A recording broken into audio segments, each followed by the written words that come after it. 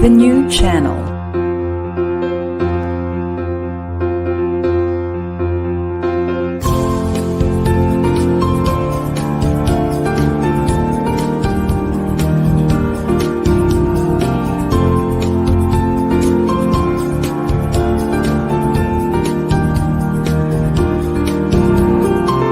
The new channel. Hashtag TNC now.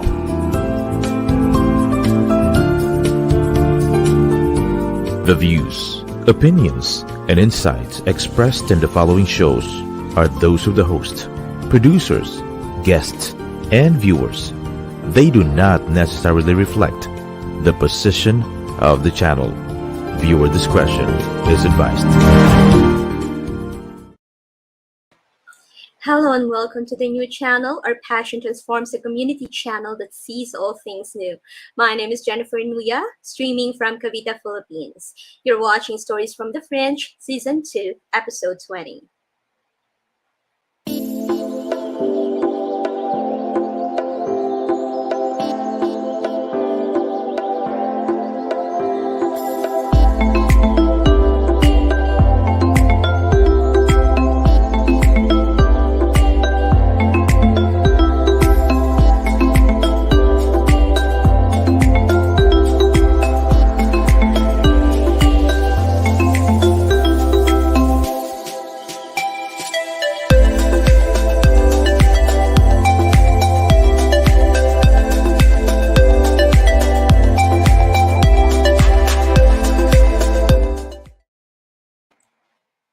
Please let me know that you can hear me well by typing into the comment section where you are joining us from today. You can also use the same comment section to drop in your comments, ask your questions, or just anything that you would like to share with us. We will also be dropping links from time to time that you can copy for later use or click on. If this is your first time tuning in to Stories from the Fringe, Stories from the Fringe aims to push for more diversity, equity, inclusion, and belonging in all aspects of our lives. We are committed to creating a world that is celebrating and empowering individual differences like race, gender, class, ability, among others. We believe that we can all be a part of this collective vision. In order to make the most of our time together, we encourage you to turn off all distractions and prepare to take notes, mental or written, and just be fully focused with our guest today. So we're happy because we have not only one, but two guests today who will be sharing their life journeys.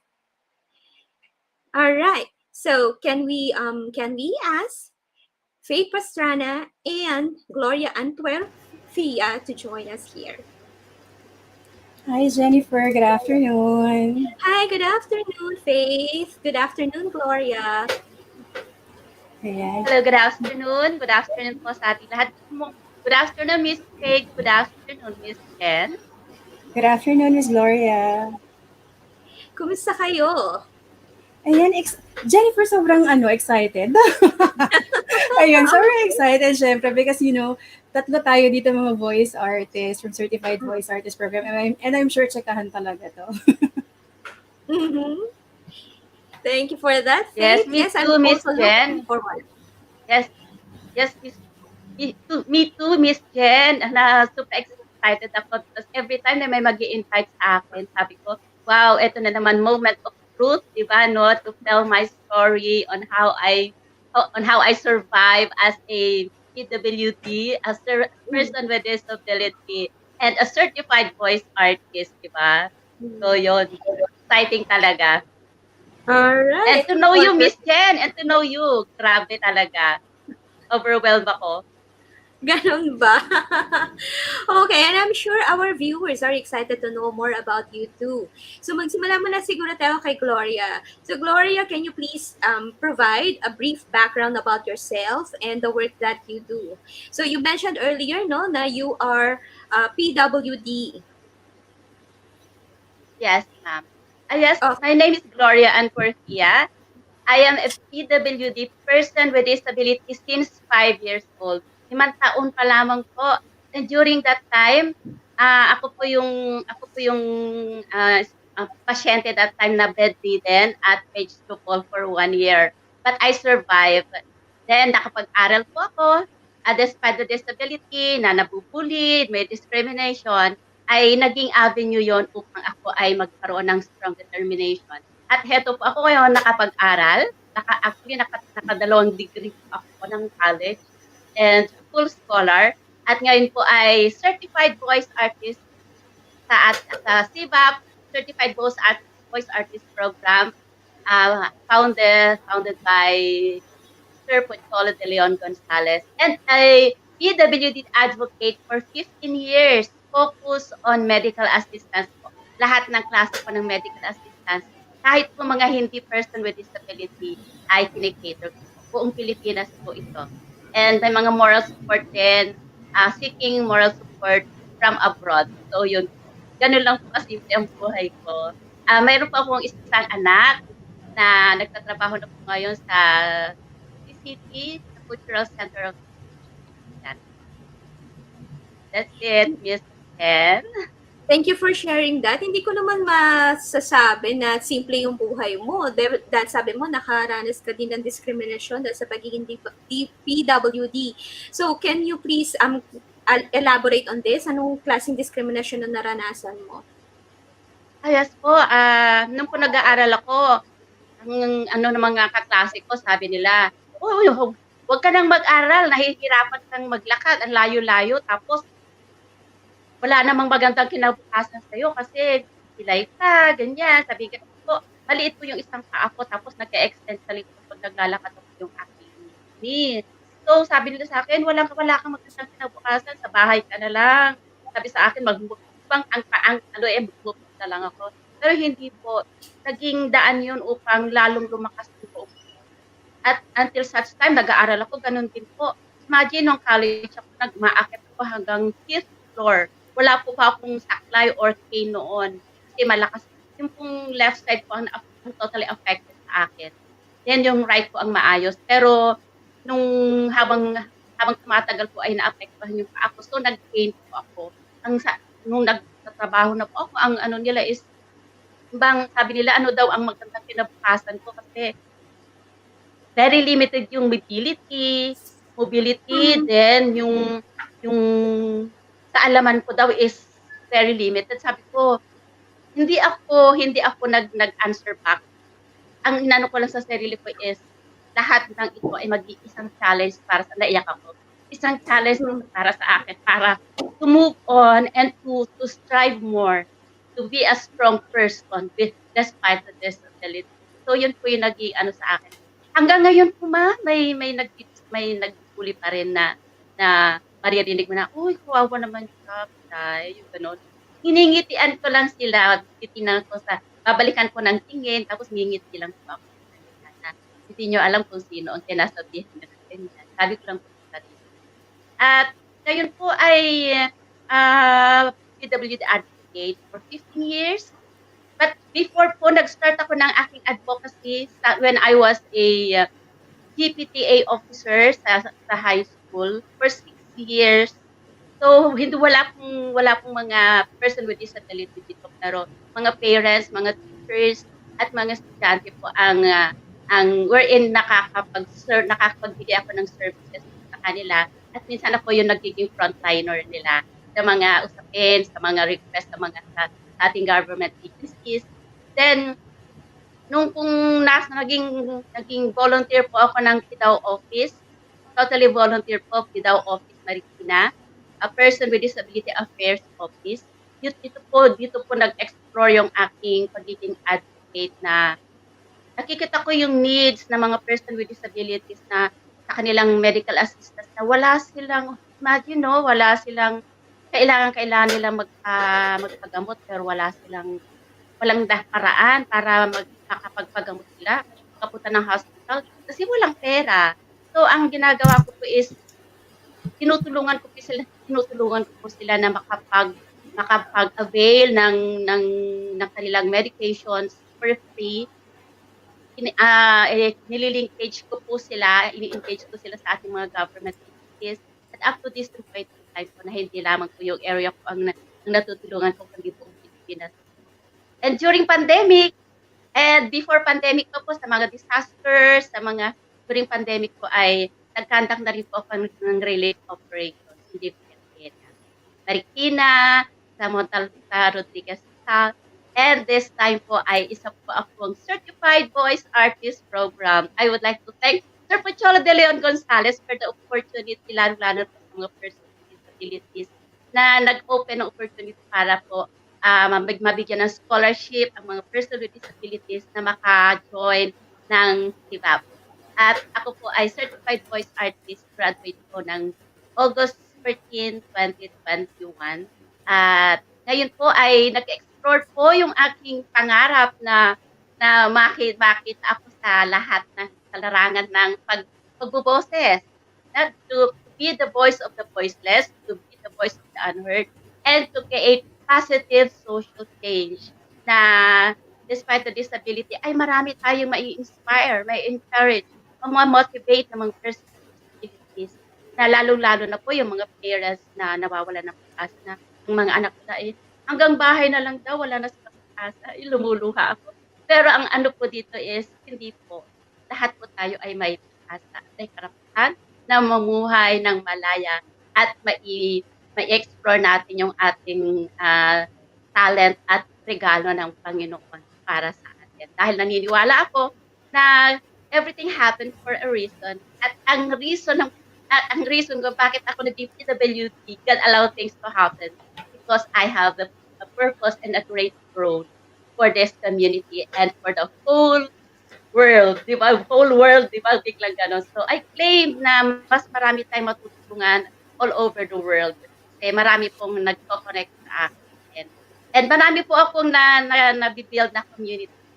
Ako po ay nag-squat lang dito bago lang ako dito sa Rodriguez Rizal, pero naging advisor na po ako ng kanilang federation all over Rodriguez Rizal. And may mga barangays po ako na active advisor nila. Nag-ako sa barangay captain, sa kanilang sidaw head.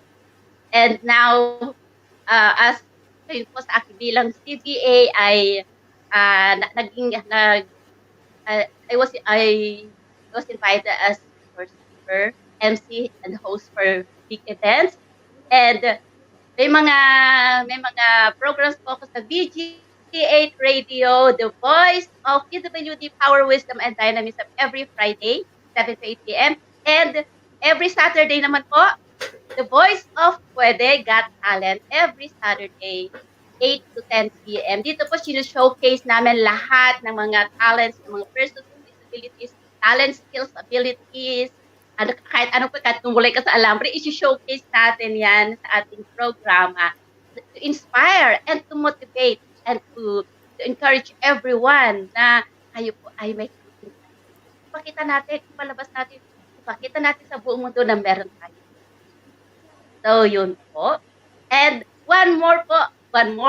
Yung pong aking pinaka-latest po is yung I was invited as the regular host sa newly radio broadcast studio ng NCDA, National Council on Disability Affairs. It's a national and regional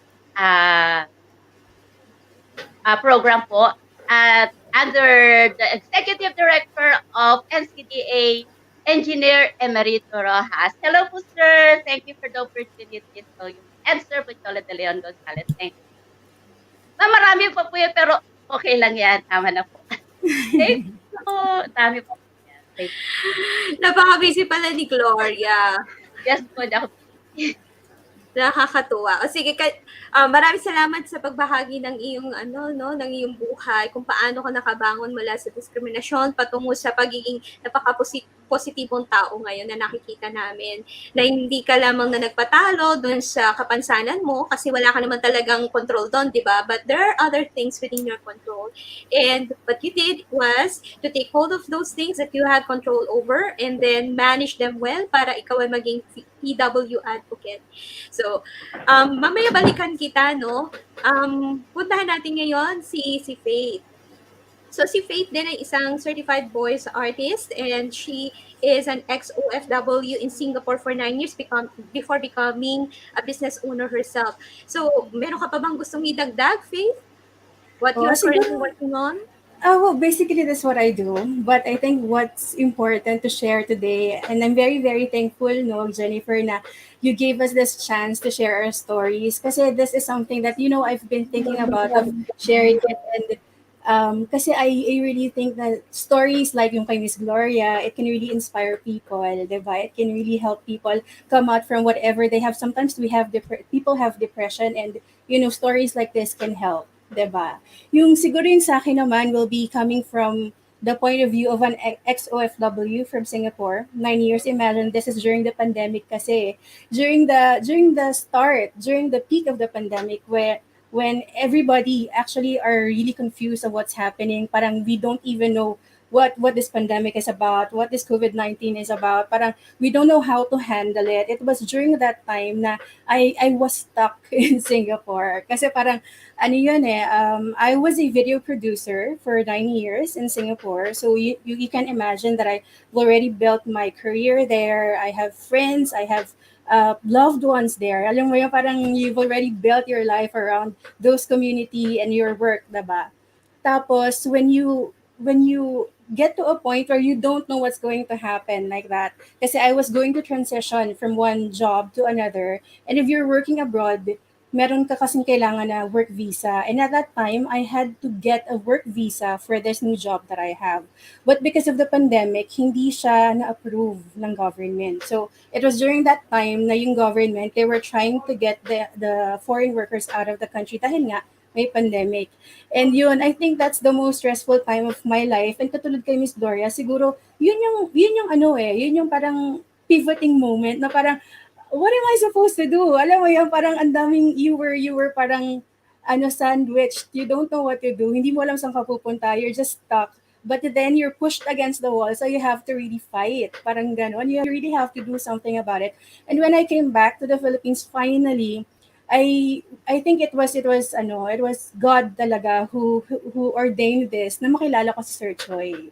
So nakilala ko si Sir Choi and I started my career actually pagdating sa Philippines. I was thinking anong gagawin ko sa Pilipinas. Hindi ko alam kung paano mag-start ulit kasi parang 'di ba 9 years kang nasa ibang bansa. Sabi ko paano ako mag-start, paano ako gagawa ng project, wala akong kakilala na halos, 'di ba? I mean in the industry.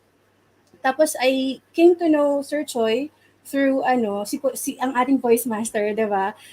Nakilala ko siya sa isang voice master class, hindi pa si VAP noon. Tapos I think he got interested. I mean he's interested with everybody in CVAP and he messaged me, sabi niya, ano yung storya mo, ganyan. And he took time to really understand and to make me feel na, kasi nandun ka sa point na parang you're really, really lost, di ba? You were in quarantine. I was in quarantine for a month. Alam mo yun? Tapos sabi niya, anong gusto mong gawin, ganyan. At nandito ako, grabe talaga. Grabe yung tiwala na binigay ni Sir Choi. And if not for Certified Voice Artist Program, I don't think I'll be able to continue my passion in creative industry. Ngayon kasi I'm still continuing what I was doing years ago. Ngayon, I'm still a producer and I started my own company. So from being an ex-OFW, I'm now a business owner. It's called The Boss Creatives Media Production. And I am also now a radio online host with DWIZ 882. Ayan, it's every Sunday at 2 p.m. for all the entrepreneurs. Yun. So, thank you for sharing your life story, Faith. O, di ba, pareho kayo ni Gloria na nakaranas din, di ba, ng pagsubok, pero nalagpasan niyo yun. And you are inspiring other people to do the same. Alright, ang nabanggit kanina ni Gloria when she was growing up, na nakaranas siya ng discrimination. So, were you as an OFW in Singapore, did you also experience some sort of discrimination? Alam mo, it's the other way around. kasi di ba parang, actually, di ba pag nasa ibang bansa ka, parang iniisip nila, usually kasi ang Filipino sa ibang bansa, parang domestic helper, di ba? We have a lot of Filipinos who work as domestic helper and we're proud of them.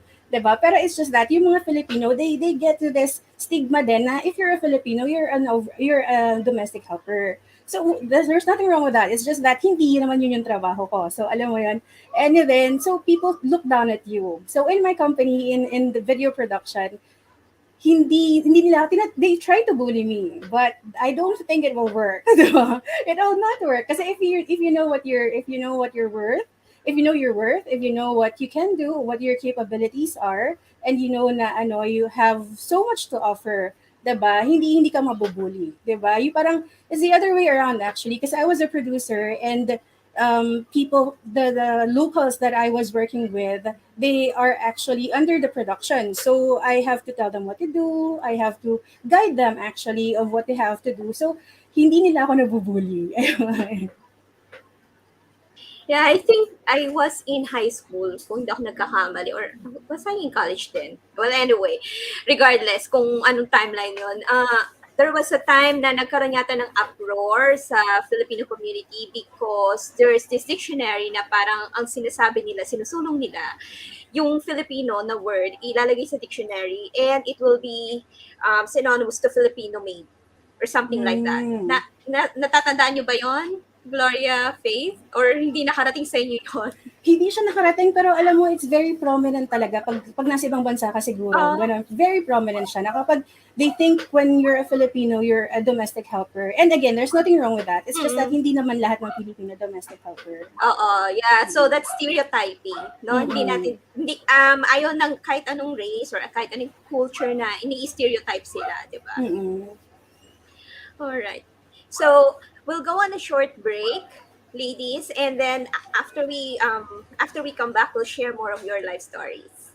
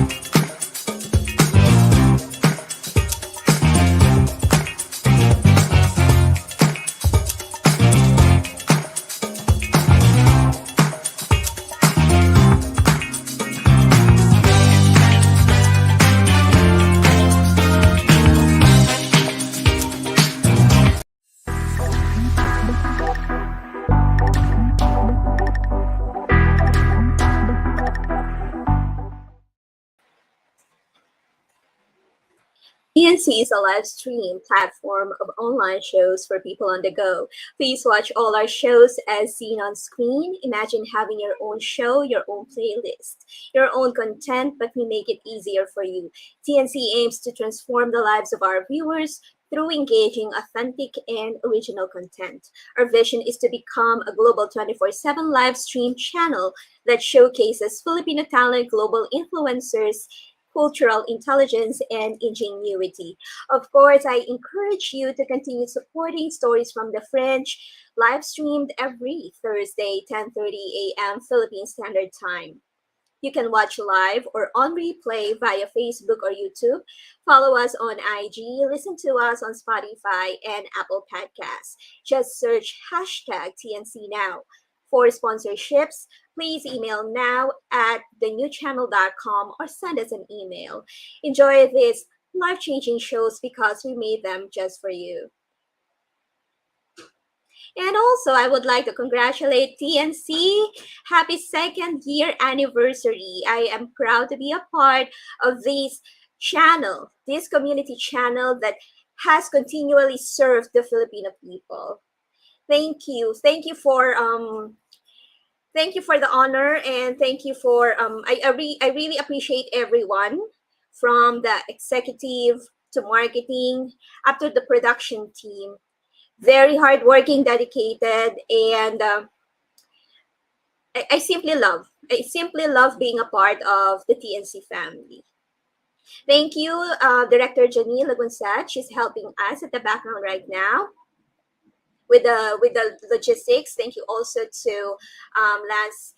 Yeah, so Lance Reyes for the marketing and the promotion. Thank you to the Director Mavin.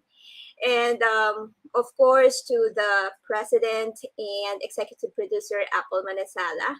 I may not be able to thank everyone, but I love being part of the TNC family. So I look forward to more years of togetherness. All right, so can we call back now Faith and Gloria?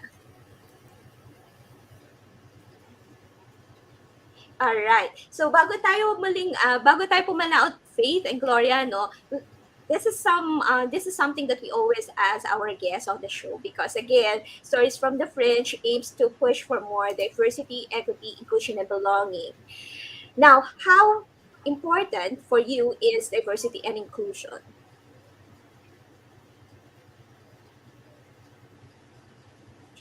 Siguro si Gloria, kasi ito is something I feel that you feel strongly about. Yes, thank you very much, Miss Ken. And adversity and inclusion, napakahalaga niyan sa ating community, lalo-lalo na sa mga sektor ng mga kapansanan, dahil dito natin mai-encourage lahat ng ating mga person with disability to reach out, to come out. Lalo-lalo na yung mga nasa grassroots, mga nasa downlines, na natin sila, i-include natin sila sa community. Mag-i-start tayo sa ating barangay level, wherein nandito yung mga grassroots na minsan sila yung mga nila-left behind. When it comes to inclusion, ay dito natin ipapakita at ipapadama sa bawat isa na they belong, na they are part of the community, and ibaba natin sa palakasin natin ang mga organization, bigyan natin sila ng programa, at napakarami pong programa from our government agencies. Tayo lang po ang inaantay nila na mag-lobby sa kanila. Gumawa tayo ng mga proyekto, at I also encourage different communities all over the Philippines na kung meron po kayong mga struggles when it comes to pagpapalakas ng mga organizations, communities, pagpapagawa ng mga programs, and how to engage with our government agencies, ay nandito lamang po kami, nandito lamang po ako para matulungan kayo anytime. You can message me, nasa different FB groups at different FB stage po ako, so you can easily connect with me.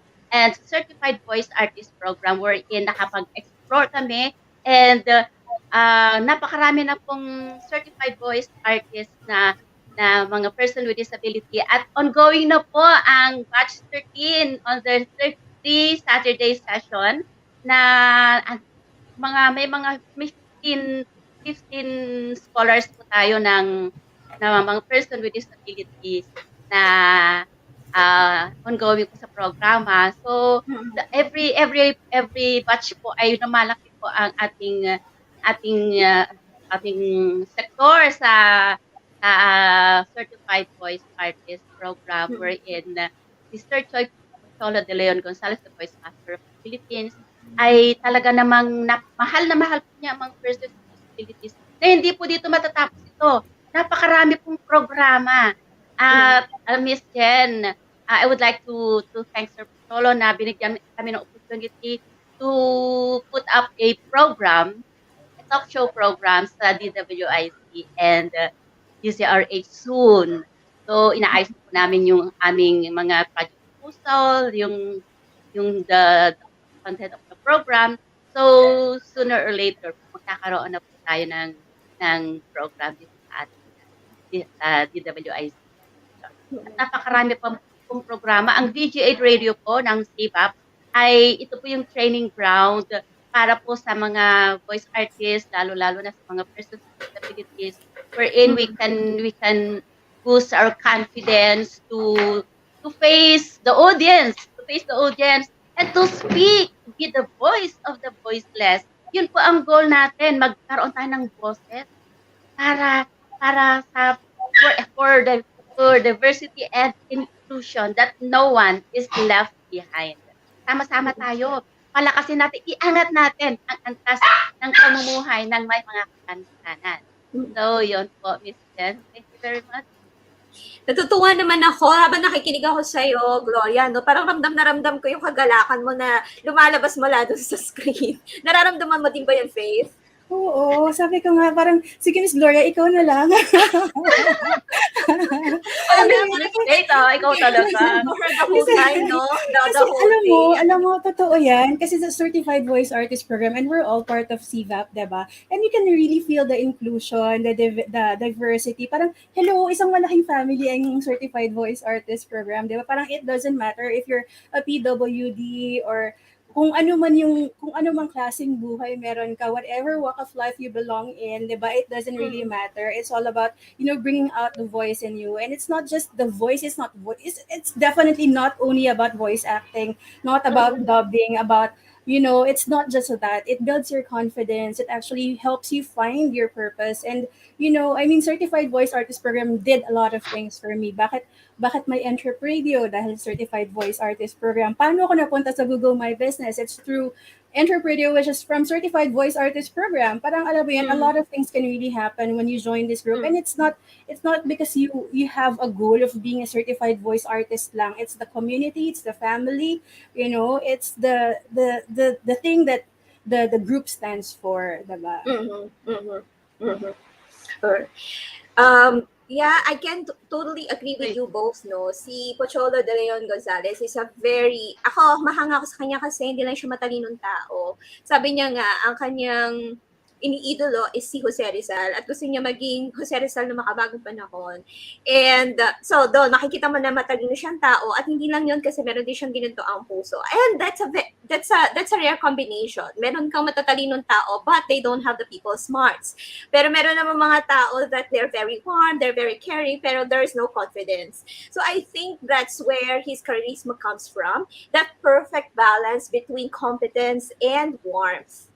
Diba, na nararamdaman natin sa kanya pag nagsasalita siya, he has this pochology. Diba? And he is, as he says, he's at the juncture of his life that he wants to mentor other people, and he is also opening doors for other people like you, like Gloria and Faith and many others. In first season, yung last, if I'm not mistaken, siguro second to the last na episode ko, I had Richard Abalos as my guest, and he could also attest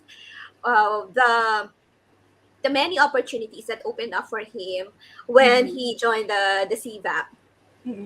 Yeah. So Yes, sorry. And I would You say, were I would saying say, something. I would say, Jennifer, no, you were talking about si Sir Choi. He gives so much of his self, diba, ganyan.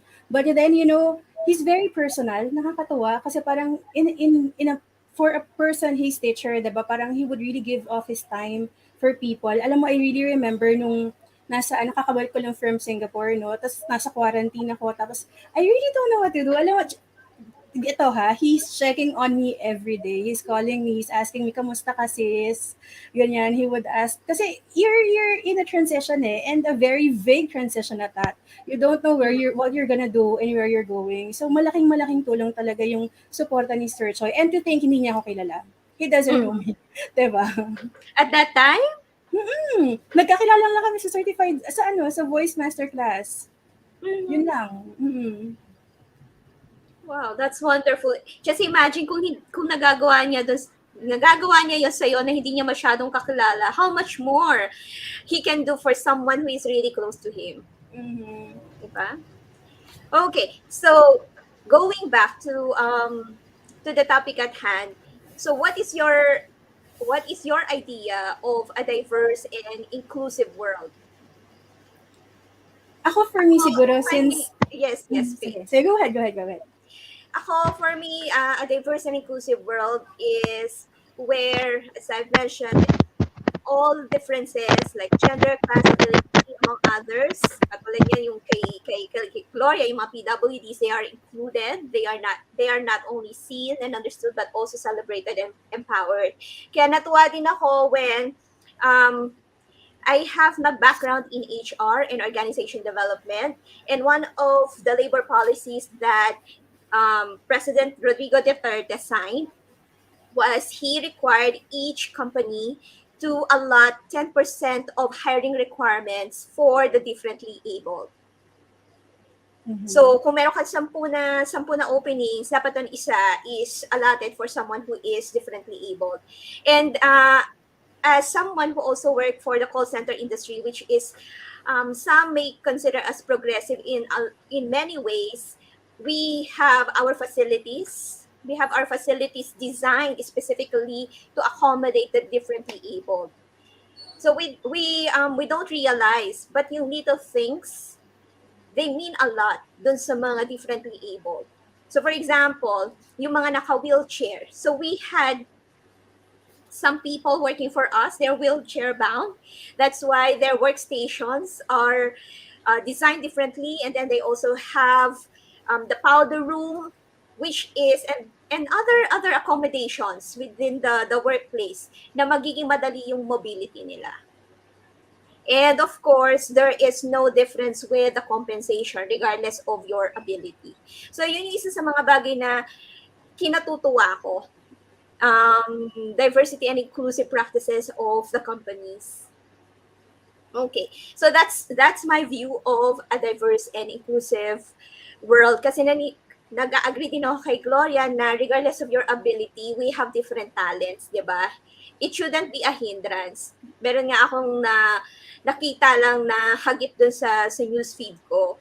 Isang lalaki na he's on autism spectrum, and then he went to a supermarket. This is in another country. Tapos nakita niya hindi yung garbage bin yung parang shelf display, na parang nagulo-gulo kasi ang daming syempre, yung mga namimili na tumitingin tapos basta na lang inihuhulog pabalik, hindi na inaayos, ganyan. So parang because these people under autism spectrum, gusto nila ng organization. So nagulat sila kasi yung nanay niya is nag queue up dun sa counter. Tapos nung binalikan niya na yung son niya, nakita niya yung buong shelf inayos na nung son niya. Tapos organized talaga, napaka-organized, color-coded, tapos parang by size pa yata yun. Sabi ko, imagine what we are missing, di ba? Kung hindi natin wini-welcome yung different abilities sa workplace. Okay, so Faith, balikan Ayun, siguro for me, no, kasi dahil nga ang background ko is I was an employee before, diba? And then now I'm running my own business. And we have Entrepreneur, which is a show for business owners and those who want to be a business owner. Ako personally, a world that is inclusive for me will be to give equal opportunities for everybody, especially now that we are transitioning to another government, diba? Parang I would really want for Filipinos to have their own businesses, kahit hindi full time, diba? At least they get to try their own businesses kasi we've seen it during the pandemic na yun yung sumalba sa maraming Pilipino. Maraming nawalan ng trabaho, 'di ba? And they started to think of some ways how they can actually still have their own income, and that's through business. So through Entrepreneur, we are doing that. We are helping business owners get ideas of how they can start their own business and actually guide them through the tips that we have, and we get business owners na talaga experienced ones who can actually help them and guide them dun sa mga struggles na pwede nang pagdaanan as business owner. So, it doesn't really matter. I want people to really understand na it doesn't matter, 'di ba, how old you are. It doesn't matter ano yung background mo. You can have your own business, 'di ba? You can start small. You don't have to have a big capital. You don't have to have, your life savings para gamitin sa sa business mo. You can start small. You can start your own business and you can do it now. That's what I think, an inclusive, hindi mo marginalize yung sarili mo na parang, ay, ito lang yung natapos ko, ito lang yung kaya kong gawin. Try to figure out what you can do because there is always something that you can do and you can offer. Gusto ko yan. That we start considering entrepreneurship, business ownership as a viable source of income. Yun yung isa sa mga napag-usapan namin mga kaibigan ko Pag Filipino parents, ang upbringing sa atin is study hard, get good grades, and then get a job in established company until you retire, diba? Whereas yung iba nating ka-counterparts sa Filipino-Chinese community, they are raised or brought up kahit yung mga ibang Asian countries, mga Singaporean, I see some Singaporeans na they drop out from school, tapos they start their own investment company. Imagine mo, 19, 20 years old, tapos meron na sariling venture companies, investment companies. And I look forward to having more young Filipino entrepreneurs na sila na yung they will build their own economy. But of course, one caveat, diba, Faith, no? This is not for the faint of heart. Diba? If you have a business, in 5 years, it will either go bust or go boom. So, unless you have that fortitude to continue, diba, kahit na nahihirapan ka, and the money will not come rolling in right away, yes. diba? Hindi siya salary na every 15 and 30 may pera ka, diba? Parang, talagang it's not for the faint-hearted talaga, diba? So, ayun, pero I would say na pag nag-business ka, look for something that you really want to do. Kasi kung pag gumawa ka ng business na parang, ay kasi sikat yung milk tea, ay kasi sikat yung ganito, I want to do it. Pag hindi na kumikita yung milk tea mo, malulungkot ka na, titigil ka na. Pero pag gusto mo, like yung business ko kasi is the Voice Creatives, what we do is media production. And I always say, I am a producer since birth.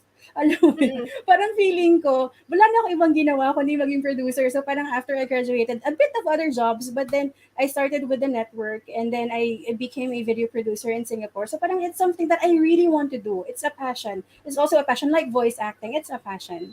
You cannot produce videos, you cannot be in the creative industry if you're not passionate about it. So yun, do something, look for a business that you're passionate about para hindi ka mapagod. That's very true. I think it was Steve Jobs who said na find something that you like for work and you will not feel that it is work. Tama ba? Yes. Yun. And always work with your core talent, with your, sabi nga nila, zone of genius. Yes, oo. Okay. Look for something that you're really good at. Yes. And also that's something that pays. Kasi syempre, may practical needs din tayo. Hindi mo pwede Business ka wala kang kita. Diba? Yung puro for passion na lang. Kailangan din mayaran ng mga bills, yung mga duties. Yes. Alright, how about you, Gloria? Nasagot na pala ni Gloria, sorry. Okay, so, I'm happy. Congratulations, Gloria, dun sa nabanggit mo kanina that you will soon have your new show on DZRH. I grew up, bata pa lang ako sa AM radio, nakikinig kami. DZRH na yan. So I'm so happy. I'm so happy for you. Aren't you proud of yourself?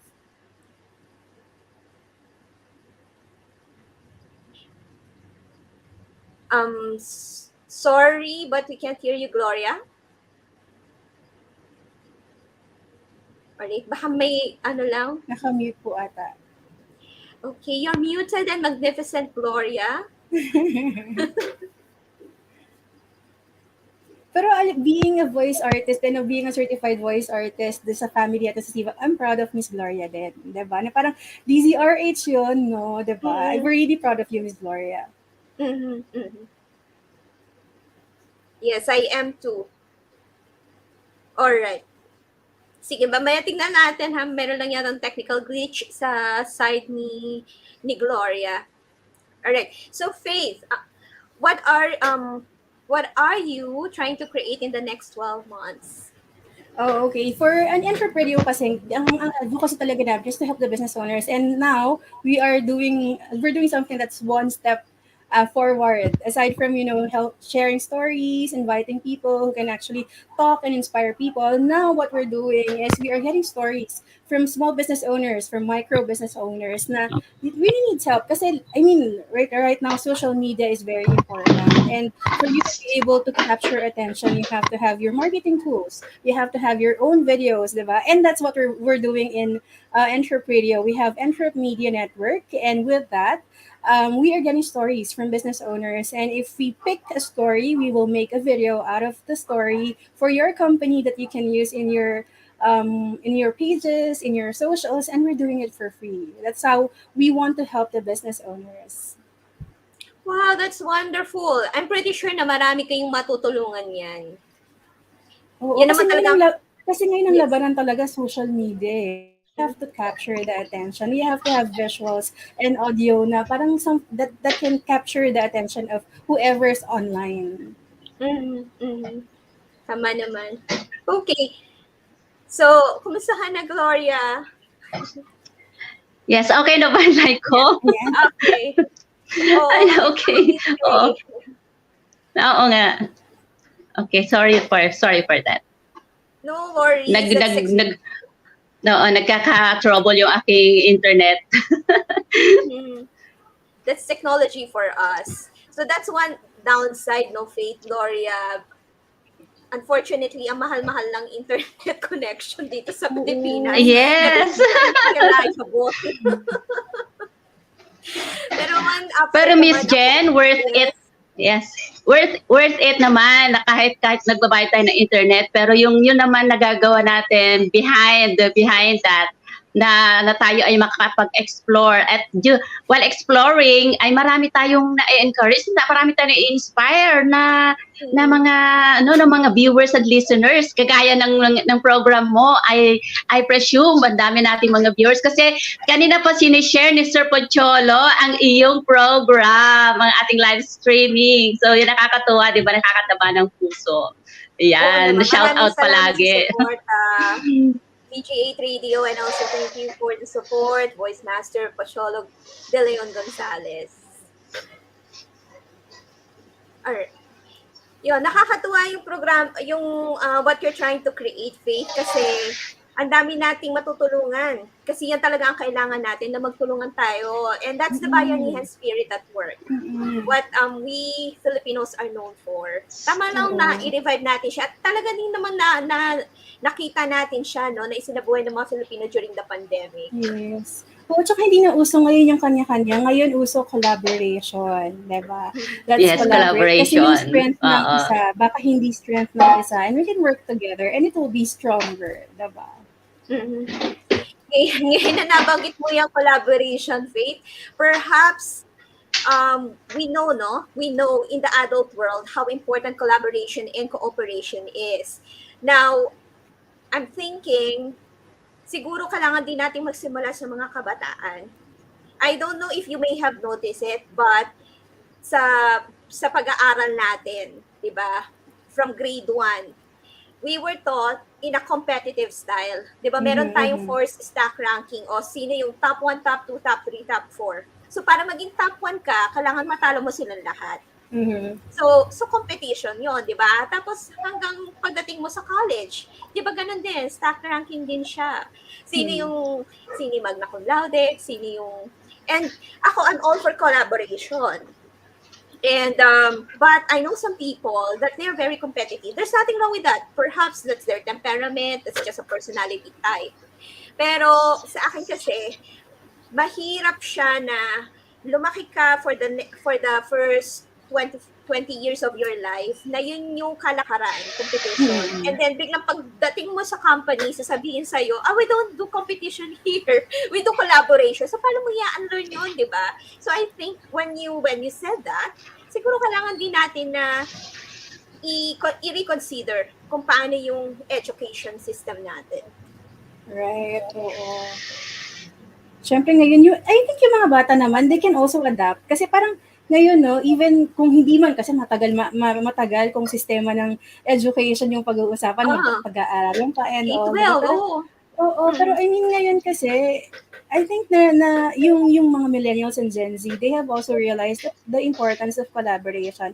You can see it in social media, diba? They're working together and they produce very good content, diba? And I think they've already realized that, and hopefully it continues that way. I love where this conversation is going. So, ano dito is, again, going back to diversity and inclusion, everyone working together towards a purposive goal, bringing together all their different talents and skills. Right? Right. Yeah. So, para sa akin talaga is, dapat we start them young as much as possible. Okay, so we're close to the bottom of the hour. So, Gloria, Faith, any 3 things that you want to leave our viewers? Okay, mauna na ako. Si Miss Faith taga-antay.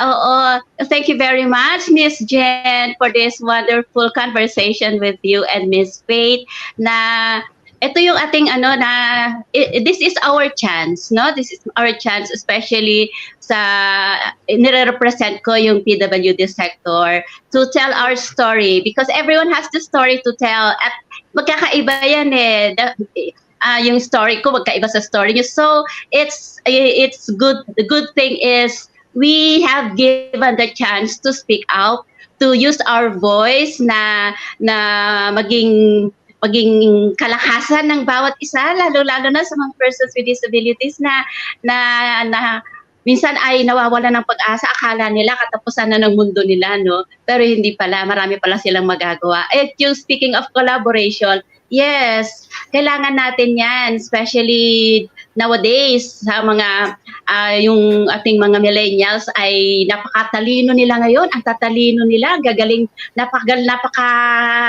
and they are wise, no, na makikita natin sa kanila na they will become a good leaders someday in the future. Na during our generation, we can build younger ones to become good leaders, to become a powerful leaders, a good leaders. Na yung leader na hindi sila yung nagmamando lang, kundi yung bang kailangan sila yung nakikinig at yung bang nag-explore in so many ideas. At dito natin makikita na yung collaboration is we can do it in so many different ways, lalo na sa Certified Voice Artist Program na lahat po dito is kinikater, lahat po dito is welcome, no?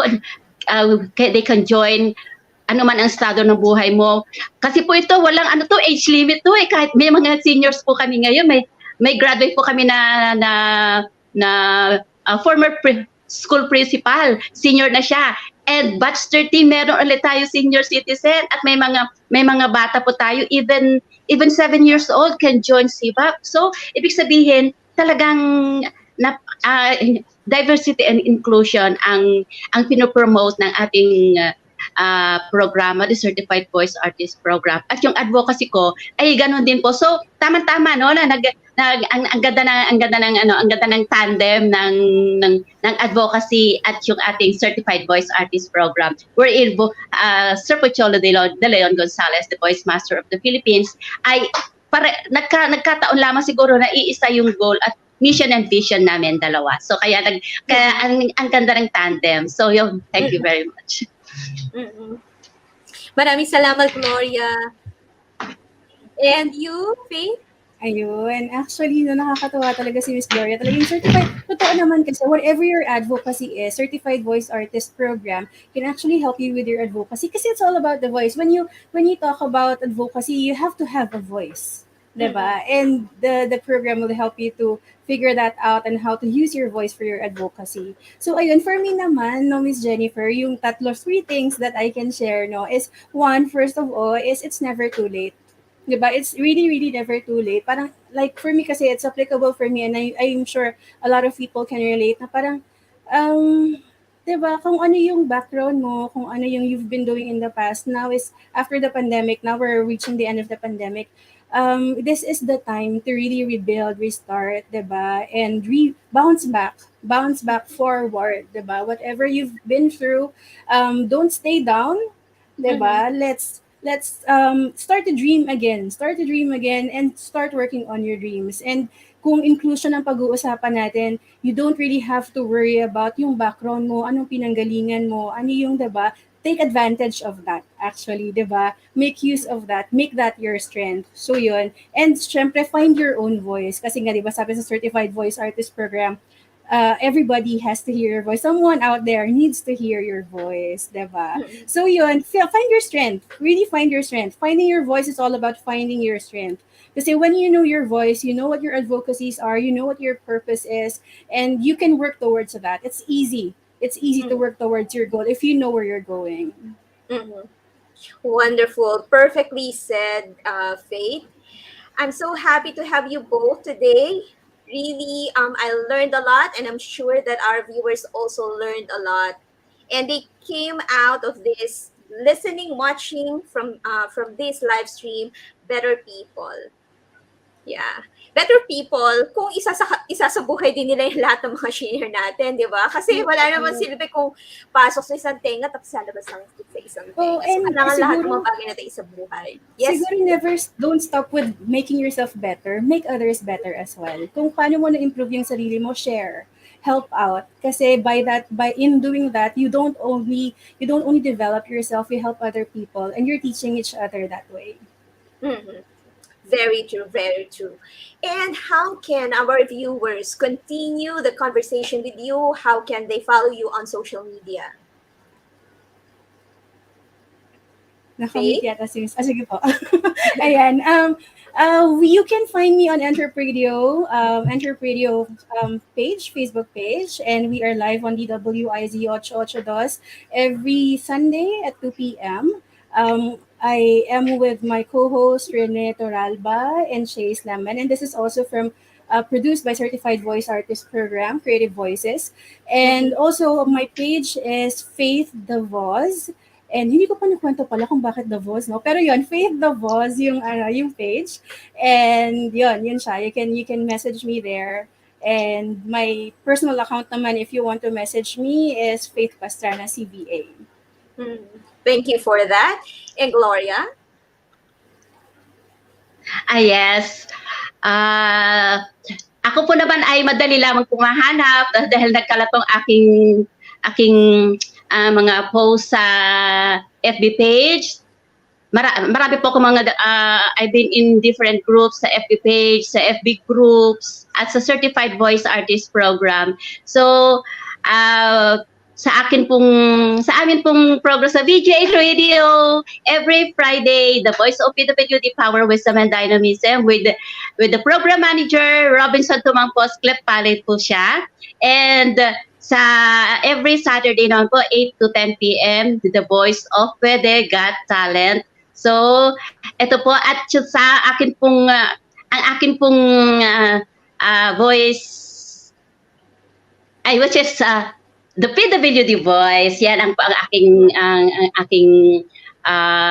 pinopromote. Then, Meron po akong paso ni Tita Glow. So ito po ay handmade po na paso made of cement. So sa mga clients po na gustong mag-order, so customize po pwede po yan. And sa aking FB page, sa aking timeline po is pwede niyo po akong makontak doon. So thank you very much. Yun po. Okay, so just type in Gloria Antwerpia and then Yes, you will see all the yes. results. Wonderful, Yes po. wonderful. All right. So, dear viewers, thank you so much for choosing to spend your Thursday with us. Thank you, Faith. Thank you, Gloria. Thank you. We would love to see you again, dear viewers. Thank you very much. To join us next Thursday. And we encourage you also to invite your friends, your colleagues, or family members so that they can also join us next Thursday, June 2nd, 10:30 Philippine Standard Time. Thank you all so much for being here. Have a good rest of your day or evening, depending where you are in the world. God bless everyone.